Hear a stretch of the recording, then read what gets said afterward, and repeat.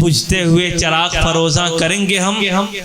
بجھتے ہوئے چراغ فروزاں کریں گے ہم، تم آئے ہو تو جشن چراغاں کریں گے ہم، اور آ کر جو آپ رونق محفل بڑھائیں گے، پھولوں کی کیا بساط ہے ہم دل بچھائیں گے۔ میں بہت ہی ادب کے ساتھ، احترام کے ساتھ دارالعلوم ندوۃ العلماء کے استاد حضرت مولانا عامر بیگ صاحب ندوی مدد ذلہ العالی سے درخواست کرتا ہوں کہ تشریف لائیں اور اپنی قیمتی باتوں سے ہم تمام لوگوں کو مستفیض فرمائیں۔ بسم اللہ الرحمن الرحیم، الحمد للہ رب العالمین، والصلاة والسلام علی محمد بن عبد اللہ الامین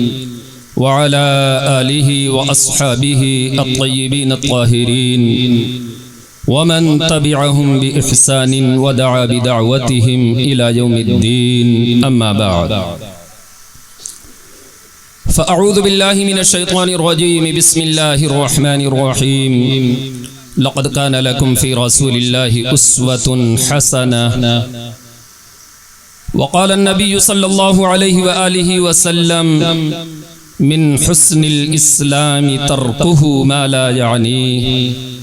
او کما قال علیہ الصلاة والسلام۔ انتہائی قابل احترام علماء کرام اور واجب التکریم بزرگوں اور دوستوں، ابھی آپ بہت ہی اختصار کے ساتھ مولانا ادیب الرحمن صاحب امام عیدگاہ کی زبانی انہی احادیث کی تشریح سماعت فرما رہے تھے۔ مزید میں نے جلسے کے عنوان سے قرآن کریم کی ایک آیت کا سہارا لیا۔ میں سوچ رہا تھا کہ اس وقت اس مختصر سے وقت میں گفتگو کا آغاز کہاں سے کروں، لیکن پوسٹر پہ نظر ڈالی تو قرآن کریم کی یہ آیت ذہن میں آئی، اور دوران گفتگو مولانا ادیب الرحمن صاحب کی باتوں سے کچھ باتیں میں نے اخذ کی۔ بہت ہی مختصر وقت میں وہ آپ کے سامنے اس حقیقت کو بیان کر رہے تھے کہ اسلام کے جو بنیادی شعبے ہیں وہ 5 ہیں، ایک عقائد کا، عبادات کا، معاملات کا، اخلاقیات کا،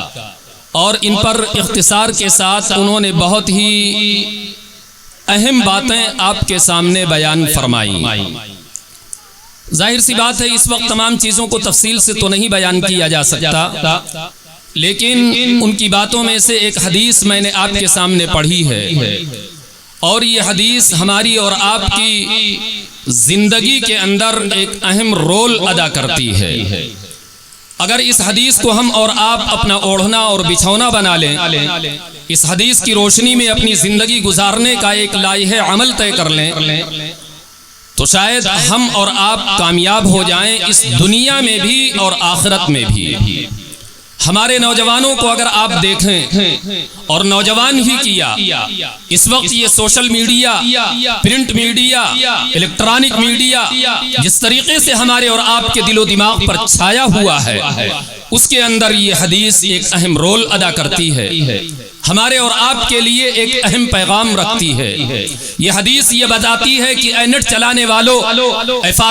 فیس بک پہ اپنے وقت گزارنے والوں، اے چیٹ کرنے والوں، اور طرح طرح کی لایانی چیزوں میں اپنے اوقات کو گزارنے والوں، قرآن کا تقاضا، اسلام کا تقاضا، ایمان کا تقاضا، نبی کا فرمان یہ ہے کہ زندگی کے ایک ایک لمحے کو غنیمت سمجھو۔ یہ زندگی اللہ نے جو تم کو عطا کی ہے، ایک ایک پل کا تم کو اس دنیا سے جانے کے بعد حساب دینا پڑے گا۔ آپ یاد رکھیے، اچھی طریقے سے اس چیز کو نوٹ کر کے جائیے۔ اگر آدمی بیمار ہوا ہے تو کسی نہ کسی طریقے سے دوا علاج کے ذریعے اس کی تلافی کر سکتا ہے۔ تمام چیزیں دنیا کے اندر ایسی ہیں جن کے بارے میں آدمی اپنے آپ کو جس طریقے سے چاہے، اگر اس سے کوئی غلطی ہوئی ہے، کوئی نقصان ہوا ہے، کوئی گناہ ہوا ہے،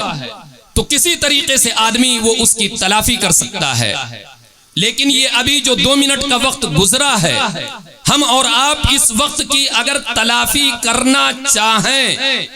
ان 2 منٹوں کو واپس لانا چاہیں، تو یہ ہمارے اور آپ کے بس میں نہیں ہے۔ ہم میں سے ہر آدمی جو بچے ہیں وہ جوانی کی طرف بڑھ رہے ہیں، جوان وہ اپنے بڑھاپے کی طرف اپنے قدم کو رواں دواں کیے ہوئے آگے چلتے چلے جا رہے ہیں، اور جو بوڑھے ہیں وہ قبر سے قریب ہوتے جا رہے ہیں، حشر سے قریب ہوتے جا رہے ہیں۔ ہماری زندگی کا ہر لمحہ چیخ چیخ کر ہم سے یہ مطالبہ کر رہا ہے، یہ کہہ رہا ہے کہ اے غافل انسان،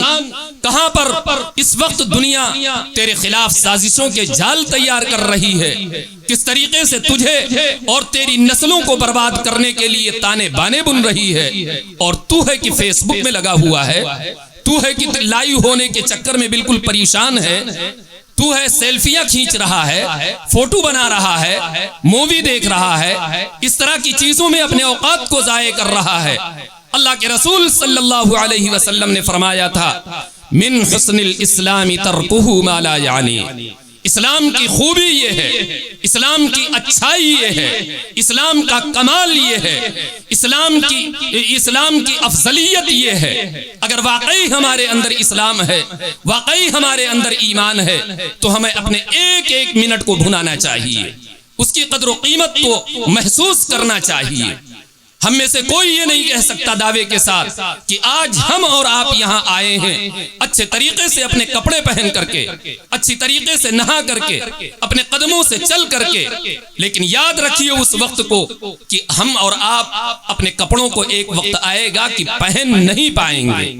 یہ کپڑے آخری بار ہمیں اور آپ کو پہنائے جائیں گے۔ ہم اور آپ آج چل کر کے آئے ہیں، اس وقت ہمارے اندر چلنے کی طاقت نہیں ہوگی، ہم دوسروں کے کندھوں کے اوپر، چارپائی کے اوپر لیٹ کر کے جائیں گے۔ میرے بزرگوں، اس مرحلے سے، اس منزل سے، اس کیفیت سے ہم میں سے ہر ایک قریب ہوتا جا رہا ہے، چاہے وہ بچہ ہو، چاہے وہ بوڑھا ہو، چاہے وہ جوان ہو، چاہے وہ شہری ہو، چاہے وہ دیہاتی ہو، امیر ہو، غریب ہو، کوئی بھی ہو، موت سے کسی کو مفر نہیں، ہر ایک کو اس مرحلے سے گزرنا ہے۔ تو خاص طور سے یہ حدیث جس کے اندر ہمارا اور آپ کا یہ معاشرہ بالکل اس سے آنکھیں بند کیے ہوئے ہیں، منہ کو موڑے ہوئے ہیں۔ موبائل کیا مل گیا، آدمی دنیا و ما فیہا سے بے خبر ہو گیا، ماں باپ کی خبر نہیں، بیوی بچوں کے بارے میں کوئی ان سے آدمی کا دیکھنے تو بظاہر یہ تھا کہ یہ موبائل تعلقات کے لیے ہے، رابطے کے لیے ہے، خیر خبر کے لیے ہے، لیکن موبائل میں لگنے کے بعد آدمی دوسروں کو تو چھوڑیے، خود اس کو اپنی خبر نہیں ہوتی کہ ہم کتنے بجے جگ رہے ہیں، کتنے بجے سو رہے ہیں، کتنے بجے کھا رہے ہیں، کہاں جانا چاہیے، کہاں پہنچ رہے ہیں، کیا کرنا چاہیے، کیا کر رہے ہیں۔ اس موبائل نے جو دوسروں سے باخبر ہونے کا ایک اہم ذریعہ تھا، انسان خود اپنے آپ سے بالکل بے خبر ہوتا جا رہا ہے، اپنے آپ سے بالکل غافل ہوتا جا رہا ہے۔ اور یاد رکھیے، اللہ تبارک و تعالی نے قرآن کریم میں فرمایا تھا، وَلَا تَكُونُوا كَالَّذِينَ نَسُوا اللَّهَ فَأَنسَاهُمْ أَنفُسَهُمْ۔ میرے بزرگوں، تو ایک تو یہ حدیث جس کو اس وقت میں نے آپ کے سامنے پڑھی، اس وقت بہت زیادہ اس کی تفصیل اور تشریح میں جانے کا وقت نہیں، اختصار کے ساتھ یہ چند باتیں میں نے آپ کے سامنے عرض کی۔ قرآن کریم کی جو آیت میں نے آپ کے سامنے پڑھی، اس میں اللہ تبارک و تعالی نے بالکل صاف اور دو ٹوک انداز میں فرمایا تھا، لَقَدْ كَانَ لَكُمْ فِي رَسُولِ اللَّهِ أُسْوَةٌ حَسَنَةٌ، کہ میں نے جو تم کو نبی عطا کیا ہے، جس کی امت میں تم کو پیدا کیا ہے، اس نبی کو تمہارے لیے اسوہ بنایا ہے، اس کو تمہارے لیے نمونہ بنایا ہے۔ اس کو ایک مثال سے میں سمجھا کر کے اپنی بات ختم کر دوں گا، وقت بہت کم ہے، اور انتہائی قابل احترام علماء کرام ہمارے اور آپ کے درمیان موجود ہیں۔ میں چونکہ آپ کے اسی علاقے کا رہنے والا ہوں تو میں بہت زیادہ آپ کا وقت نہیں لینا چاہتا، آپ کے اور ان کے درمیان حائل نہیں ہونا چاہتا، بہت مختصر وقت میں میں اپنی بات کو سمیٹ کر کے ختم کر دوں گا۔ اس آیت میں اللہ تبارک و تعالی نے فرمایا کہ میں نے نبی کو تمہارے لیے نمونہ بنایا ہے۔ آپ درزی کے یہاں جائیے، ایک کرتا لے کر کے اور کہیے کہ یہ کرتا جو ہے بالکل اسی کے ناپ کا ہمارا ایک دوسرا کرتا سل دیجئے۔ یہ کرتا جو آپ کو سلنا ہے اس کے لیے میں اس کو نمونے کے طور پر آپ کے سامنے پیش کرتا ہوں۔ اب اگر وہ درزی اس کرتے کو سلے، اس کی آستین چھوٹی کر دے یا لمبی کر دے، اس کا دامن لمبا کر دے یا چھوٹا کر دے، شولڈر کو جتنا ہونا چاہیے اتنا باقی نہ رکھے، یعنی اگر اس کرتے کے مطابق اس کی کٹنگ اور فٹنگ نہیں ہے تو آپ کہیں گے کہ میں نے جو نمونہ آپ کو دیا تھا آپ نے یہ کیا کر دیا، یہ قطعی یہ کرتا اس کرتے کے سے بالکل مطابقت نہیں رکھتا، اور سلائی تو دینا بڑی دور کی بات ہے، آپ نے میرے کپڑے کو برباد کیا ہے، میں نے اتنا قیمتی کپڑا خریدا تھا، یہ اتنا مہنگا تھا، آپ نے کیا کر دیا ہے۔ آپ مزید اس سے باز پرس کریں گے، اس کرتے کو آپ قبول نہیں کریں گے۔ اسی طریقے سے اللہ تبارک و تعالی نے ہمارے اور آپ کے لیے نمونہ بنا کر کے بھیجا تھا ہمارے نبی صلی اللہ علیہ وسلم کو۔ اگر ہمارے عقائد نبی کے عقائد سے ملتے ہوں گے، ہمارے معاملات نبی کے معاملات سے میل کھاتے ہوں گے، ہمارے اخلاقیات ہماری اخلاقیات اگر نبی کی اخلاقیات سے بالکل مطابقت رکھتی ہوں گی، ہماری عبادتیں نبی کی عبادتوں سے ہم آہنگ ہوں گی، تو ہمارے عقائد بھی قبول کیے جائیں گے، ہماری عبادتیں بھی قبول کی جائیں گی، ہمارے معاملات بھی قبول کیے جائیں گے،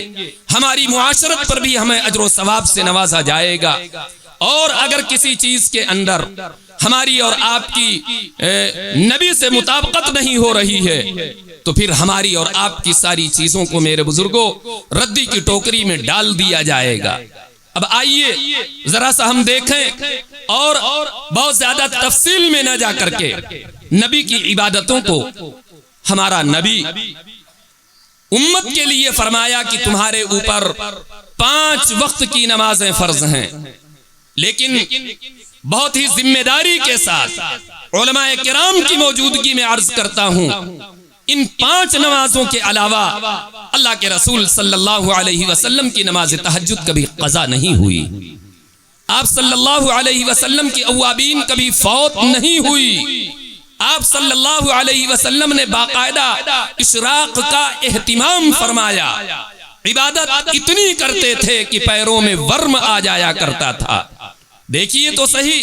کہاں ہمارے نبی کی عبادت اور کہاں ہماری اور آپ کی نماز؟ کیا ہماری یہ نمازیں، ہماری اور آپ کی یہ عبادتیں ہمارے نبی کی عبادت سے مطابقت اور میل کھاتی ہیں؟ کسی طرح کی کوئی ان کے اندر ہم آہنگی اور کسی طرح کی کوئی موافقت اور مطابقت دونوں کے اندر پائی جا رہی ہے؟ اگر نہیں پائی جا رہی ہے تو کیا ہماری اور آپ کی یہ عبادتیں قبول کر لی جائیں گی؟ کس بنیاد پر ہم اپنے آپ کے ہم جنتی ہونے کا دعویٰ کرتے ہیں؟ اپنی انہی نمازوں کے ذریعے کیا اسی طریقے سے چھوڑ پکڑ والی نمازوں کے ذریعے ہم اللہ کی رضا حاصل کر لیں گے، اس کی خوشنودی حاصل کر لیں گے، اپنے رب کو راضی کر لیں گے؟ ہمارے نبی نے فرمایا، اور سنیے، نماز کا وقت ہو گیا، حضرت بلال نے تکبیر کہی، اللہ کے رسول صلی اللہ علیہ وسلم تکبیر کے بعد اپنے گھر میں جاتے ہیں اور وہاں سے دوبارہ تشریف لاتے ہیں اور نماز ادا کرواتے ہیں۔ صحابہ کرام نے عجیب و غریب یہ منظر دیکھا، اللہ کے رسول صلی اللہ علیہ وسلم سے بعد میں پوچھا اور عرض کیا کہ آج عجیب و غریب چیز ہم لوگوں نے دیکھی،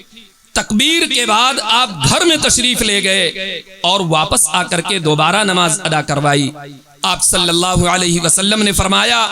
کہ میرے پاس کچھ درہم آ گئے تھے جو میرے بستر کے اوپر پڑے ہوئے تھے، میں نے مناسب نہیں سمجھا کہ وہ درہم میرے گھر کے اندر موجود ہوں اور میں اللہ کے حضور میں حاضر ہوں، حاضری دوں۔ میرے بزرگوں، ہمارے نبی کا یہ اسوہ اور نمونہ ہے، لیکن امت کے لیے ہمارے نبی نے فرمایا کہ یہ چیز، یہ عظیمت کی راہ، یہ میرا طریقہ، یہ میری سنت، یہ میری سیرت تمہارے لیے مشکل ہے، میں اچھی طریقے سے تمہاری طبیعت سے واقف ہوں، تمہارے مزاج سے واقف ہوں، سن لو، تمہارے پورے مال کے دینے کا مطالبہ نہیں کیا جا رہا ہے، صرف اتنا کہا جا رہا ہے کہ اپنے مال میں سے 2.5% زکوٰۃ، وہ بھی سال مکمل ہونے پر اس کو تمہیں ادا کرنا ہے۔ ہم میں سے کتنے ایسے ہیں جو اپنے مال کا پائی پائی حساب جوڑ کر کے زکوٰۃ ادا کرتے ہیں. نماز کا حال دیکھیے، زکوٰۃ کا حال دیکھیے، روزوں کا حال. اللہ کے رسول صلی اللہ علیہ وسلم بغیر سحری بغیر افطار کے مسلسل روزے رکھتے تھے. کئی مہینے مسلسل 2-3 چاند ہو جاتے تھے. اللہ کے رسول صلی اللہ علیہ وسلم کے گھر میں چولہا نہیں جلتا تھا. آج ہم ہیں دکانوں پہ دکانیں، فیکٹریوں پہ فیکٹریاں، کاروبار پہ کاروبار بڑھاتے چلے جا رہے ہیں. نہ زکوٰۃ کی فکر، نہ کسی غریب کے حقوق کی ادائیگی کی فکر، نہ اپنا بھوکا پڑوسی ہے اس کی فکر، کسی کی کوئی فکر نہیں. حالانکہ یہ مال جو اللہ نے عطا کیا ہے اس میں غریبوں کا حق ہے، اس میں پڑوسیوں کا حق ہے، اس میں رشتہ داروں کا حق ہے. ہمارے نبی نے اپنے مال کے ہر جو کچھ آتا تھا اللہ کے رسول صلی اللہ علیہ وسلم بعینہ تمام چیزوں کو صدقہ کر دیا کرتے تھے. یہ ہمارے نبی کا اسوہ ہے، یہ ہمارے نبی کا طریقہ ہے. کہاں ہیں ہم؟ کہاں ہے ہماری زکوٰۃ؟ کہاں ہے روزہ؟ کہاں ہے نماز؟ میرے بزرگوں، ہم میں سے ہر ایک کو اپنی زندگی کا جائزہ لینا چاہیے. اپنی زندگی کے ہر عمل کو نبی کریم صلی اللہ علیہ وسلم کی سیرت کے، آپ صلی اللہ علیہ وسلم کی سنت کے مطابق بنانے کی کوشش کرنی چاہیے. یہی چند باتیں اس وقت میں آپ کے سامنے عرض کر کے آپ سے رخصت ہوتا ہوں. دعا کیجئے اللہ عمل کی توفیق مجھے بھی نصیب فرمائے اور آپ سبھی حضرات کو بھی. آمین. وآخر دعوانا ان الحمد للہ رب العالمین.